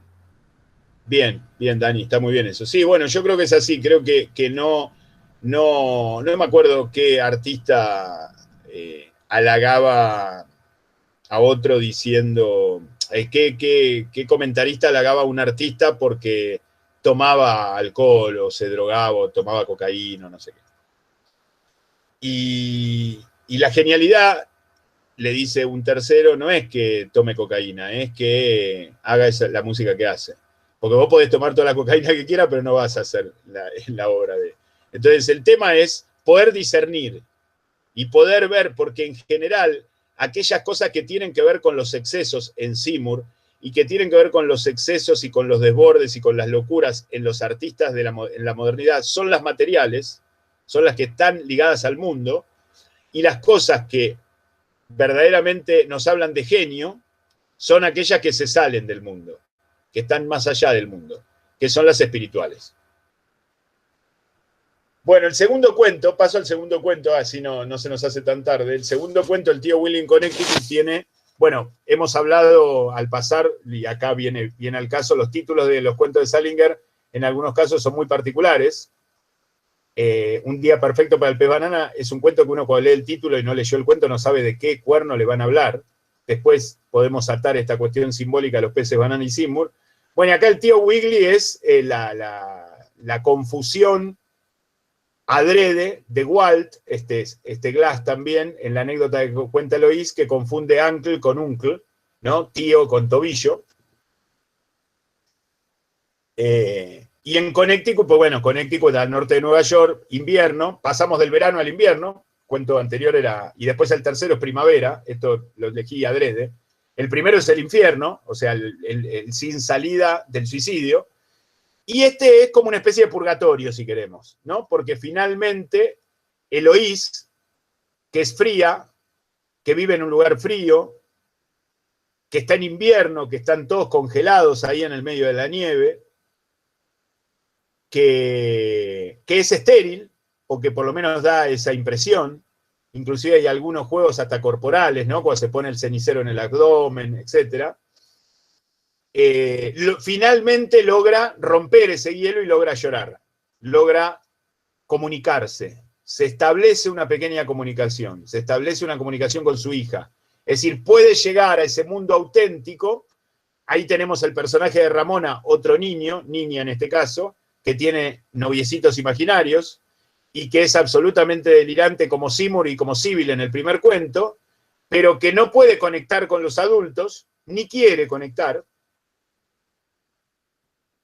Pero es el adulto el que tiene que asumir esa responsabilidad y finalmente la asume, borracha, pasada de vuelta cuando la amiga ya se le quedó dormida, sube a la pieza tambaleando y finalmente la besa, llora y se permite volver a ser adolescente, porque apenas baja la despierta Mary Jane y le dice el final, que es hermoso del cuento: ¿te acordás cuando yo tenía puesto ese vestido en la secundaria y me dijeron que no estaba de moda y no sé qué? Yo era una buena chica, ¿no es cierto? Termina el cuento. Esa idea de vuelta a la niñez o de vuelta a la adolescencia de Eloís es lo que permite una apertura mínima. Un personaje entrañable para mí, Eloís. Bueno, en general las mujeres de Salinger son personajes entrañables. Mary Jane también, pero sobre todo Eloís. Muriel también. Vuelve a establecerse ese contacto entre el mundo adulto y el mundo de la niñez. El mundo adulto entiende que hay una cosa que se está ocultando tras esa barra de hielo, tras esa esterilidad, tras esa frigidez, tras esa nieve, y logra llorar, ¿sí? Logra sensibilizarse. Tiene una actitud muy insensible, muy cínica, muy burlona, muy fría, muy maltratadora con su amiga, con su marido. Lo único que cuenta de manera simpática, más allá de algunos buenos chistes, pero también producto de su cinismo, es su relación con Walt. Pero a Walt lo perdió en la guerra, y ahí nos enteramos, en ese cuento nos enteramos, dentro de la historia de los Glass, que Walt es el único de los hermanos que murió en la guerra, de los 4 que fueron, de los 5, porque Bubu también fue como enfermera, pero no murió en combate, sino que murió envolviendo una cocina que le explotó en la cara. Con lo cual, no solamente ridiculiza la guerra o nos presenta la guerra como otro de los problemas modernos, sino que la guerra nos puede matar aún sin disparos, ¿no? Y ese es el único momento alegre que tiene esta persona fría, ensimismada, encerrada, que es Eloís, que finalmente logra ablandarse. Logra llorar, que no es poco, digamos. ¿Sí? ¿Alguien quiere comentar algo sobre el cuento? Porque me puse a hablar del cuento y no abrí el juego. De los que lo han leído, si lo leyeron. No hay nada escrito, pero si quieren abrir los micrófonos y preguntar. ¿Alguien quiere comentar algo de el tío Wiggly? Fíjense que está plagado el cuento de citas, actores, a Quintamirov, el libro tal, la adaptación tal, Bela Lugosi. Hay una cuestión de vampirización que se juega al mismo nivel de los vampiros del cine clásico, ¿no? Por eso la cita a Quintamirov y sobre todo a Bela Lugosi, una especie de vampirización de Eloís con Mary Jane, para que la acompañe en esa frialdad. Mary Jane se termina emborrachando, porque Mary Jane va por un ratito porque está trabajando, y se va lejos, se va hasta Connecticut en auto, con toda la dificultad, llega tarde y a las 2 horas se tiene que volver, pero ella le dice que se quede, como que la termina teniendo de rehén prácticamente, para finalmente mostrarle su sensibilidad, para finalmente abrirse, ablandarse, poder llorar y mostrarle su sensibilidad cuando ella ya está hecha percha, tirada en el sillón y dormida de tanto alcohol que ha tomado. Pero si referenciamos el humo otra vez, tema, figura recurrente en Salinger, el humo como lo difuso, la nieve como lo frío, el cenicero en el abdomen, los pechos lisos de Lois, ¿no? Que hacen algún tipo de referencia sutil a la esterilidad. El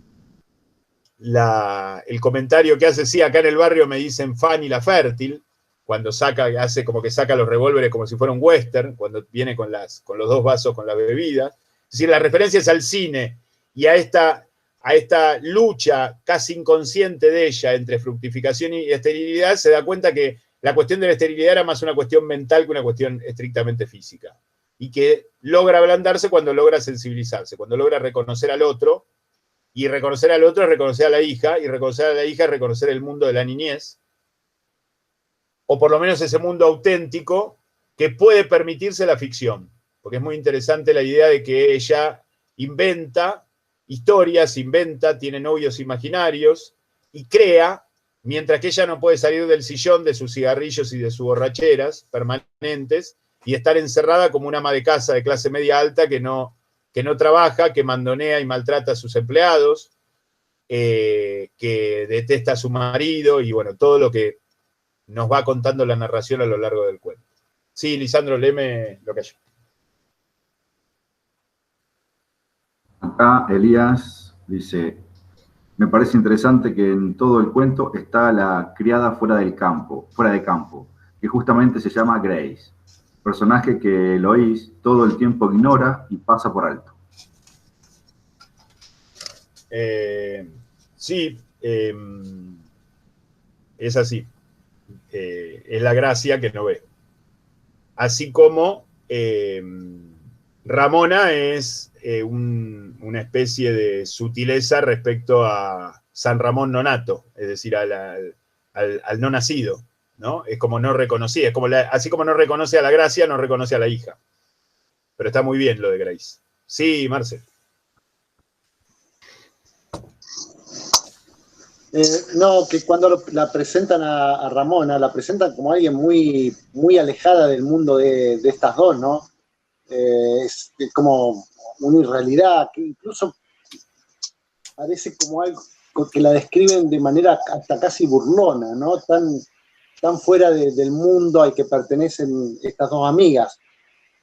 Y que hacia el final, cuando justamente pasa esa puerta, digamos, sube la escalera, ¿no? Pasa al otro estadio y ahí se reconoce o se ve y tiene este momento de sensibilidad, ¿no? Que es muy interesante esta cuestión de que, siendo la hija, esté en primera instancia descrita de manera tan alejada, no tan... sentí eso en la lectura, como que había poca sensibilidad en la manera de describirla o de presentarla, de parte de Lois, ¿no? Bien. Sí, tiene que ver con estas paradojas de Salinger que a veces resultan tan incómodas, ¿no? Parecería que como para no ser frío tenés que ser delirante, que sería Ramona. Pero para no ser delirante como son los chicos hay que ser demasiado concreto como es Eloís. Y demasiado resentido como es Eloís. Y en realidad no es ni una cosa ni la otra, sino es presentar esa tensión para que pensemos. O sea, en general los personajes de Salinger son entrañables por cómo están descritos y porque nos plantean situaciones que de una manera u otra vivimos, o hemos vivido, o vamos a vivir. Pero por otro lado son personajes desplazados, que los tenemos que pensar separados de nosotros mismos. No son personajes donde nos vamos a identificar heroicamente. Y me parece que la relación entre Eloís y Ramona es eso. Es el delirio absoluto que se presenta con Jimmy Gimirano y Mickey Miqueriano, que son los dos novios que tiene. Uno lo atropella un auto y tiene una espada y es un héroe y se hace una película de niña fantasiosa, que está como con una especie de príncipe, y Eloís le dice a Mary Jane, cuando Mary Jane la mira sorprendida, bueno, a mí no me mires, qué sé yo, no sé, está loca esta nena. O sea, es como dos, que esto, volvemos al tema de la incomunicación, es decir, son dos mundos partidos, que cada uno tiene una parte de verdad, pero que lo importante es que se conecten, no que nos identifiquemos con uno o con otro. No es que todos tenemos que ser niños de vuelta, ni todos tenemos que ser adultos como Eloís, ni todos los niños son como Ramona, ni todos los jóvenes son como Holden Caulfield, ni todos los genios eruditos son como Seymour. El tema es que podamos pensar en base a esas relaciones y a qué es importante de las relaciones. Conectar,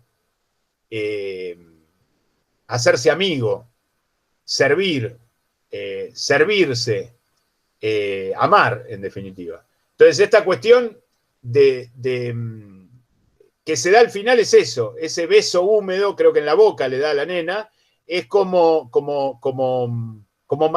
mezclar las salivas de madre e hija, es asumir ese rol de madre y de adulta, y es transformarse a partir de una actitud aniñada o menos resentida, una actitud verdaderamente adulta. Es decir, el ablandarse para Eloís es verdad, ahora sí es una persona adulta. Antes jugaba a ser adulto, se escudaba en una supuesta adultez que no tenía. ¿Sí? Bien. ¿Algo más con respecto al cuento? Hay una cosa más. Del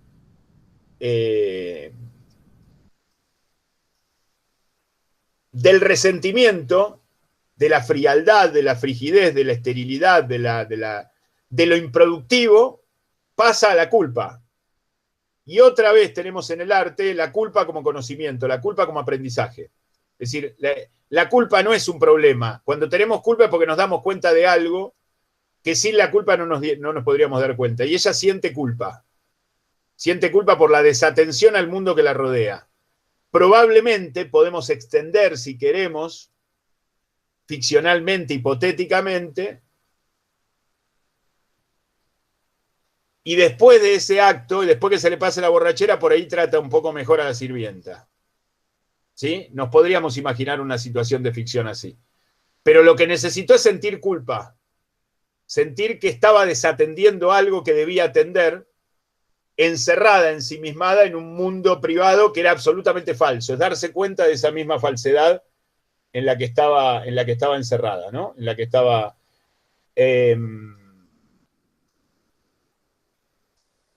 Bueno, eso, básicamente eso.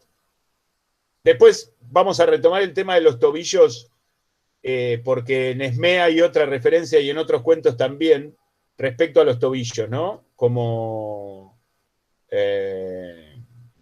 cuando este personaje, este militar, este recluta describe a Esmé y a sus bellos tobillos y todo eso, ¿no? Como un detalle no necesariamente valioso de lo corporal, sea de la mujer o sea del hombre, pero en este caso es de la mujer, que de alguna manera se puede resaltar como símbolo de que a veces lo que resaltamos es lo que se supone que debemos resaltar, pero podemos resaltar otras cosas que no son tan evidentemente sensuales o sexuales, ¿no?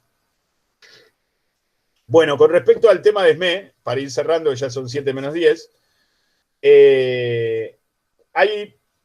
acá tenemos cine puro, digamos, es un cuento contado en 3 movimientos, como casi todos los cuentos de Salinger, en donde en el primer movimiento es el presente cuando lo invitan al casamiento de Esmé, 6 años después de haberla conocido de niña. Tenemos otra vez el mundo niño, joven o adolescente, que es este personaje de Esmé, que es muy maduro, una chica de 13 años que casi que está criando a su hermanito, pues son huérfanos. Entonces esta chica a los 19 años se va a casar en Inglaterra, porque es inglesa. Él la conoció en Inglaterra 6 años antes y él recibe la invitación en Estados Unidos después de que volvió de la guerra. Entonces, piensa en ir, pero no puede ir por su suegra, otra vez Muriel, la mamá de Muriel, la mamá de Muriel no lo deja ir al narrador al casamiento porque la suegra lo va a ir a visitar.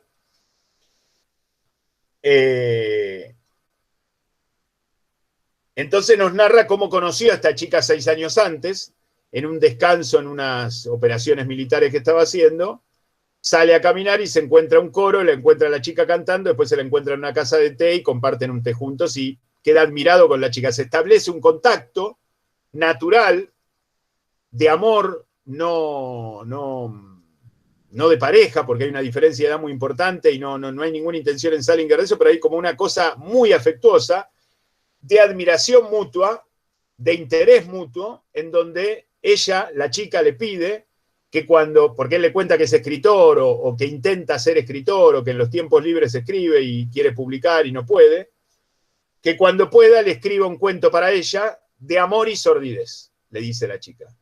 Entonces después, en el tercer movimiento, el narrador nos narra una historia supuestamente en tercera persona, donde entendemos que el sargento X es él, pasado el tiempo y después del final, o cerca del final de la Segunda Guerra Mundial, cuando ya habían desalojado a los nazis de Alemania, y ahí viene como la parte sórdida, en donde cuenta la degradación que le ha producido la guerra a este personaje, y todo eso, no solo el final, sino todo eso, el primer movimiento en el presente, el segundo el 30 de abril de 1944 y el segundo alrededor de 1946, todo eso es el cuento para Esmé. Es decir, es una idea de montar acronológicamente, como si fuera El Ciudadano de Orson Welles, una película para darle una nueva cronología, que esa nueva cronología es lo que le da el verdadero sentido.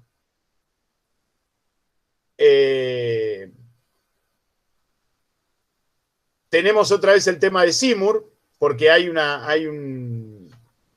referencia no solamente a esta madre o esta suegra que va a llegar y que no le permite al narrador viajar para ir al casamiento, sino que la nena le hace una referencia en la casa del té: espero que vuelvas de la guerra con todas las facultades mentales intactas, que es un poco lo que se pone en duda en el Pez Banana. Y después hay una cuestión de que Salinger de alguna manera se interroga qué es escribir un cuento. Me parece que esto es lo más interesante y con esto termino. Perdón, con esto termino. ¿Para quién escribimos? ¿Qué escribimos? ¿Acerca de qué escribimos? ¿Cómo estructuramos lo que escribimos? ¿Cómo creemos que vamos a transmitir el sentido que tenemos para comunicar de lo que escribimos? Con esto se ata todo lo que dije antes, porque está el tema de la comunicación, está el tema de Seymour, está el tema de la erudición, está el tema del lector, está el tema de la paradoja. Pero de alguna manera, este cuento que no sabemos cuál es el cuento que le escribe Esmé. El título es Para Esmé con amor y sordidez, ¿no? Hay un Esmé que va a recibir este cuento. ¿Cuál es el cuento? ¿La tercera parte? ¿La segunda y la tercera? ¿Todo? ¿La tercera es verdad? ¿O es algo ficcional, sórdido, que inventó para incluir en el cuento y para que el cuento sea de amor y de sordidez como ella se lo pidió? Todos estos interrogantes que nos plantea el cuento y que no son definitivamente, yo tengo mi opinión, pero no son definitivamente fáciles de resolver de una manera concluyente, es de alguna manera qué es escribir. ¿Para quién escribimos? Y esto está directamente relacionado con el saber y directamente relacionado con la comunicación. Cuando escribimos un libro, una novela o un ensayo, lo que fuera, ¿para quién escribimos? ¿Qué queremos comunicar? ¿A quién le queremos comunicar? ¿Cómo nos imaginamos la cabeza de aquel que va a leer eso que nosotros estamos escribiendo? ¿Para qué le va a servir? ¿Qué lo hacemos? ¿Para demostrar que somos sabios? ¿Lo hacemos para demostrar que somos mejores que el que nos va a leer? ¿Lo hacemos para que piense? ¿Lo hacemos por amor? Esta es la pregunta y creo que el final, esta es la respuesta, digamos. Lo hacemos por amor. ¿Sí? Porque en esa historia, cuando releemos el cuento por segunda vez y armamos todo este mecanismo de relojería que es el cuento en cuanto a sus tres partes, sus tres movimientos, esta última parte que es demasiado exagerada, que hasta nos suena ficcional dentro de la realidad del cuento, como que fue inventada por el narrador del cuento para completarla. En definitiva, lo hacemos por amor. En tal caso, ahora tendríamos que entrar, un poco ya lo hicimos, pero lo dejo picando para que lo piensen ustedes después de la charla, ¿qué es el amor para Salinger? ¿O qué es el amor para cada uno de nosotros cuando escribimos o cuando leemos? Porque muchas veces leemos apasionadamente un cuento, por ejemplo, a Salinger o a cualquier escritor que les guste, y sentimos un acto de amor al final de la lectura. Sentimos como que nos regalaron algo bello, que nos dieron una caricia, un abrazo, que nos regalaron algo que antes de leer eso no lo teníamos. Eso es la esencia de la literatura de Salinger.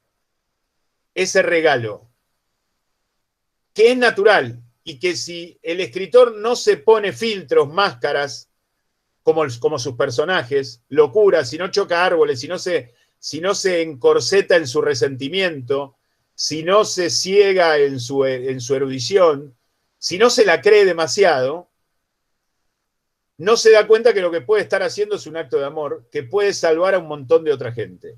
Salvar, lo digo en términos simbólicos, no digo que gente que se esté muriendo por leer a Salinger deje de sobreviva, digo salvarnos porque el arte nos salva. Y la literatura también, por supuesto, pero la literatura de Salinger tiene como esa búsqueda, digamos. Que, insisto con esto, yo no sé si alguna vez lo dije en alguno de estos encuentros, pero Hitchcock decía, el escritor, el director de cine Alfred Hitchcock, en un reportaje, que todos los artistas son O o I. O son aquellos que tienen como el mundo cerrado y lo que hacen es variantes de esa perfección que se imaginan. Y los I son los que no tienen nada cerrado, pero que valen tanto los I como los O. Hitchcock era O, claramente. Salinger es I.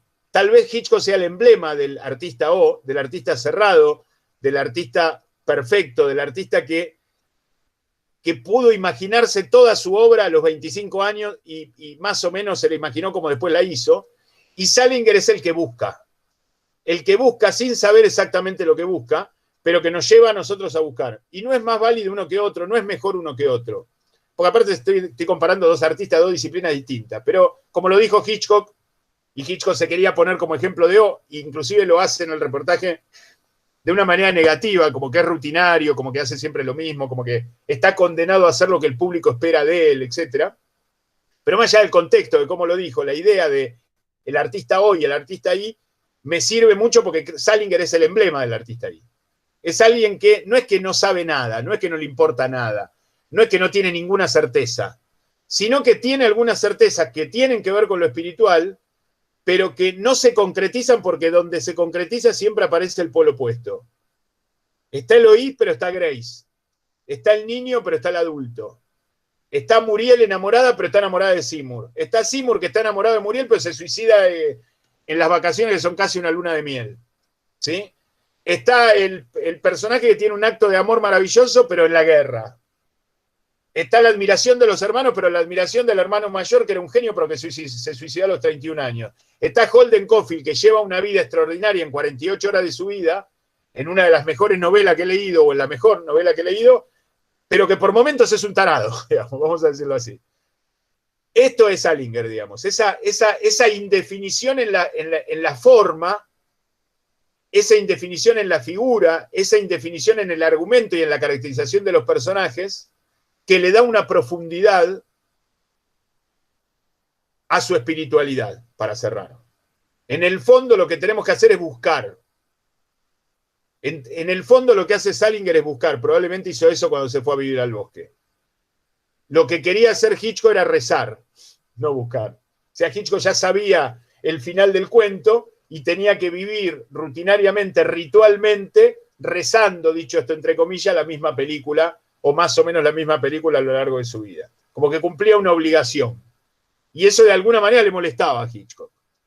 Tener que ser eso, pero no le quedaba más remedio, es eso, como que uno no lo elige. En cambio, Salinger está buscando. Borges podría ser un Hitchcock. A escala, ¿no? Hitchcock me parece mucho más artista que Borges, pero bueno, esto ya es una opinión personal. Pero Borges podría ser una O. Pero Salinger es un personaje que no cierra. Eso es, que no da la vuelta completa, que nos trabamos, que volvemos atrás, que no sabemos si nos pasamos de largo, etc. ¿Sí? Bueno, con esto cierro y abro para que pregunten, comenten, y que ya son las 7 y no quiero demorar más la charla. Escucho, no sé si Lisandro sé algo, si alguien quiere levantar la mano y opinar. Comentarios. Cuando hablabas de por qué la motivación al escritor, el tiempo de Planck, dijo: pienso que todas las respuestas son correctas. También pienso que todas las historias son de amor. Bien. Perfecto. Yo creo que es así. Lo que pasa es que esa corrección es muy interesante cuando se plantea, no sé, Dani, ¿dónde estás? Porque no te veo. Esa corrección es manifestada por Salinger mediante la incorrección. Es decir, todos los personajes son correctos, pero no están mostrados como correctos. Pero todas las personas son aceptables, o debemos aceptarlas. Ahora, que todas las historias son de amor también es cierto, pero yo no estoy hablando de que todas las historias sean de amor o que todas las historias de Salinger sean de amor, sino que Salinger introduce un elemento espiritual casi milagroso que los personajes sacan bien no se sabe de dónde para conectar. En un mundo atroz, porque el universo de Salinger es un mundo atroz. La familia Glass, el contexto de la familia Glass, el mundo judío clase media alta neoyorquino de los años 40, Estados Unidos preguerra y posguerra, y todo lo que se describe en el mundo, las escuelas, estos college norteamericanos donde van a hacer esta especie de preparatoria a los estudiantes en el casero oculto, son horrorosos. O sea, el mundo es horroroso. Y las comunicaciones modernas lo hacen que sea más horroroso. Pero el ser humano tiene un resto que se vuelve amor, digamos. Ahí sí, eso quise decir. Sí, Lisandro, seguí. Acá Elías hace una pregunta más general, no tan referida a ningún cuento particular. Sí. ¿Qué te parece la presencia de lo religioso en la familia Glass? Mitad judía, mitad católica, y la presencia de las religiones orientales en las hermanas, en parte de esta búsqueda. Es parte de esta búsqueda de la que hablas, ¿no? Sí, creo que es parte de esta búsqueda. Inclusive hay un fragmento donde Zoe mezcla, digamos, hay como una especie, en esa búsqueda espiritual hay como una especie de sincretismo imprudente, pero adrede, de Salinger, que sabe perfectamente quién es Buda, quién es Cristo, quién es Mahoma y quién es cada uno. No es que se los mezcla como si armase una bolsa de gatos, pero en esa búsqueda espiritual los Glass son, él era, esto es como una corrección de su propia vida, él era judío por parte de padre y escocés por parte de madre. Los Glass son judíos irlandeses, es decir, esa corrección de lo escocés por irlandés le da este equilibrio entre lo judío y lo católico, ¿no? Que tiene que ver con Hollywood y tiene que ver con un montón de cosas que tienen que ver con el arte en Estados Unidos. Pero todos los hermanos se escapan a Oriente por diferentes motivos, porque ven en cierta espiritualidad oriental una autenticidad mayor de la que se nos presenta en Occidente. Pero con cierta miopía, con dos cosas. Una, con cierta miopía, porque lo que ven es el paisaje de Nueva York y las escuelas de Nueva York y el ejercicio de la religión, tanto judía como católica como protestante en Nueva York, con lo cual ven algo velado. Y por otro lado, porque lo que intenta Salinger decirnos con ese escape, que es en tal caso un sincretismo que hacen los personajes, es que lo que importa es la espiritualidad, que cada uno encuentre la que pueda. Pero lo que importa es la espiritualidad. Cuando Zoe mezcla, en el famoso fragmento que nos cuenta sobre la señora gorda, no sé si búsquenlo al final, uno de los últimos párrafos de Zoe, de Fran y Zoe,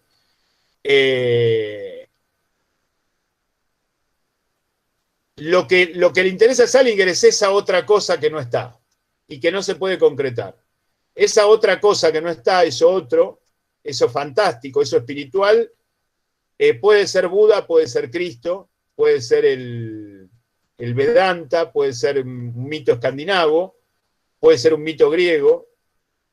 Lo importante es que no esté, porque si está contaminado por las comunicaciones modernas, por los coches modernos, por la dinámica del capitalismo liberal. Tiene que ser algo que no esté. Si no está, vale todo. Pero no es que vale todo porque a él le dé lo mismo, sino que vale todo en tanto que es la búsqueda de cada uno. Y como él es sí, volviendo a tu pregunta o a tu comentario, lo último que haría, por una cuestión para evitar la soberbia, es direccionar la búsqueda de los otros, si él es el que está buscando. Hitchcock no hace eso. Hitchcock te lleva directamente a la misa. ¿Por qué? Porque él ya resolvió de antemano, quizá antes de nacer, cuál es esa espiritualidad. Pero aquel que está buscando, y cuando digo uno que está buscando y otro que no está buscando, lo que se está buscando es la espiritualidad, no se busca un pullover que se perdió. Lo que se busca, cuando hablamos de búsqueda, buscamos la espiritualidad. Y la espiritualidad en Salinger es una búsqueda. Lo que pasa es que también hay un disfrute y una espiritualidad en la búsqueda, que es muy importante para la literatura de Salinger, muy importante para entender la literatura de Salinger, y muy aburrida para el propio Hitchcock, cuando Hitchcock hacía esta descripción de la O y la I. Porque Hitchcock veía como diciendo, bueno, hay otros que se entretienen con esta búsqueda, yo ya no tengo más nada que buscar. Digamos, también lo podemos ver de ese modo. Ahora, esto, en ambos casos extremos, porque me parece que son extremos en este punto espiritual, ninguno de los dos pierde de vista, como tantos otros artistas en el medio, que nosotros tenemos que pensar por nosotros mismos, los lectores, espectadores, contempladores y degustadores de arte. Ninguno nos baja línea. Ni Salinger con sus creencias hindúes, o su mitología griega, o su budismo zen, o sus cristos que aparecen a cada rato, ni Hitchcock con su catolicismo. No es que nos bajan línea, sino que es algo que ellos, es a partir desde donde ellos piensan. Pero ellos construyen algo universal que claramente trasciende eso que ellos piensan. Esto es muy importante. Si no, Hitchcock sería un sermón aburrido que en la segunda película se agotaría, y Salinger sería un romántico tardío, insoportable, que tiene preocupaciones que no le interesan a nadie. Pero se universaliza el concepto, se universaliza lo teológico cerrado y redondo y circular en Hitchcock, y se universaliza la I de búsqueda y de permanente espiritualidad y de salida del mundo de Salinger. Eso es lo importante. Pero claramente está en esa búsqueda espiritual y esa mezcla, que no es sincretismo y que no es que el tipo cree en muchas cosas y que va a 4 iglesias por semana. No, es que legitima eso porque es parte de su búsqueda. Y quiero decir algo más. No es que nos ayude mejor a buscar porque nos dé más opciones, porque no nos está ayudando a buscar. Está buscando él, no confundamos. No es un manual de instrucciones, no es un gurú. Si no, lo malentenderíamos y creeríamos que es Seymour. No es Seymour, es Salinger. Seymour hace eso, que Salinger dice que no hay que hacer. La búsqueda es de Salinger. Nosotros hacemos lo que queremos o lo que podemos. Él no nos está dando opciones. Miren, les armo un cuadro de doble entrada, esto es el cristianismo, esto es el budismo, esto es lo musulmán, esto es lo judío, ustedes elijan, esto tiene esta virtud, este defecto. No es eso. Es una búsqueda de él, que es tan interesante como la no búsqueda de Hitchcock, por ya haberlo encontrado. Porque nosotros podemos hacer nuestro camino. ¿Por qué es igual de interesante y por qué nosotros podemos hacer nuestro camino? Porque ambos universalizan. Ninguno de los dos, y tantos cientos o miles de artistas en la modernidad, bajan línea. Ninguno nos está tratando de convencer algo que nosotros debemos saber porque ellos nos lo dicen. Ninguna es una pancarta, ninguna es una campaña electoral. Ninguno nos dice cómo tenemos que vivir. En tal caso nos ayuda a pensar o no. ¿Sí? Y ambos, y esto es lo más valioso porque si no estaríamos hablando de arte, tienen un estilo. Es decir, hay forma. No es un loco en un megáfono, con un megáfono en una plaza diciendo en una serie de tonterías o de cosas inteligentes, sino que hay forma. Hay un estilo, una forma de narrar de Salinger, hay una forma de dialogar, hay una forma de construir a los personajes, hay una estructura en sus relatos, hay un universo, hay una visión del mundo, hay una mirada, hay una propuesta, hay una búsqueda. ¿Sí? ¿Algo más, Lisandro? Acá el tiempo de Planck, Salinger hippie. Después, bravo Beto, un lujo, gracias, que haga más encuentros como este, una vez por semana, hablando siempre de todo. Nada, dice, bravo Beto, un lujo, y muchas gracias. Bueno, sí, no sé si hippie, me parece, no vivió en su escritura de pública el hippismo, digamos, porque su última publicación fue del año 63 y todavía no había explotado, pero es muy crítico Salinger siempre de todas las modas o contramodas americanas, que algunas vio y otras se vio venir a futuro, y que él las asocia directamente al desarrollo y al progreso de la sociedad moderna. Que como vive en Estados Unidos, todo llega primero.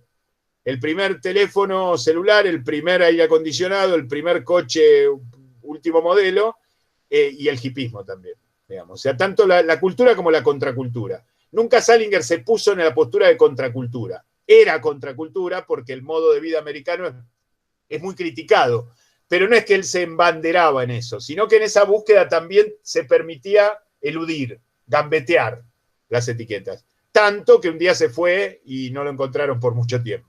¿Sí? Bueno, ¿algo más?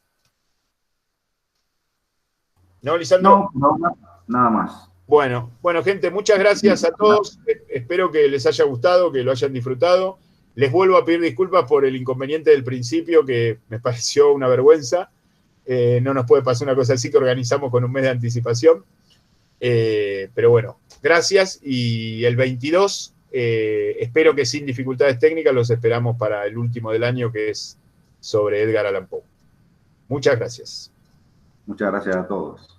Chao a todos.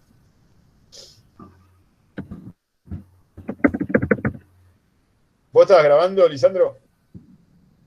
Está grabando. ¿Yo o vos? No sé quién lo... No, yo no lo puse a grabar, lo pusieron unos minutos después.